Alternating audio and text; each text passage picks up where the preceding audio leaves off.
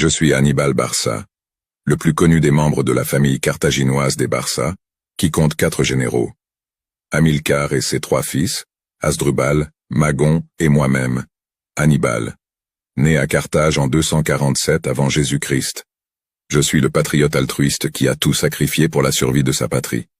Je suis le stratège militaire et le tacticien sur le champ de bataille, le plus brillant de l'histoire. J'ai réussi à inspirer mes hommes au point qu'ils m'ont suivi pendant 16 ans, combattant dans un pays étranger sans mutinerie ni désertion, même lorsque, en tant que mercenaire, ils ne recevaient aucun sou. J'ai eu la capacité à diriger une armée multiethnique, carthaginois, libyens, numides, celtibères, gaulois, ligures, brutiens, grecs, tout en comprenant et en respectant leur langue, leurs traditions, leurs forces et leurs faiblesses. J'ai vaincu ce qui semblait être des obstacles insurmontables, battant les adversaires les plus féroces, même lorsque mon armée ne comptait que quelques centaines de soldats.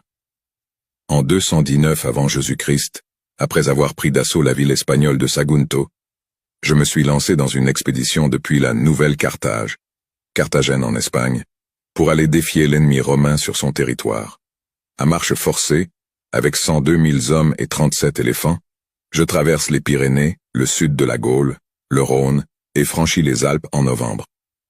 Ce fut l'un des exploits les plus célèbres de mon histoire. Arrivé en Italie, j'écrase en quelques mois les légions romaines lors de 4 batailles, le Tessin, la Trébie, celle du lac Trasimène et enfin celle de Cannes.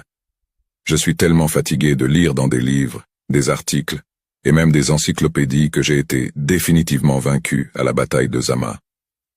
En 16 ans de lutte contre les Romains, je n'ai perdu aucune bataille. J'ai pu rencontrer Scipion pour lui proposer de mettre un terme à la guerre par un traité de paix avec des concessions à Rome. Chose que Scipion a dû accepter, heureux de ne pas avoir à m'affronter. Scipion fut alors reçu comme un héros à Rome, ce qui lui a valu le nom d'Africanus.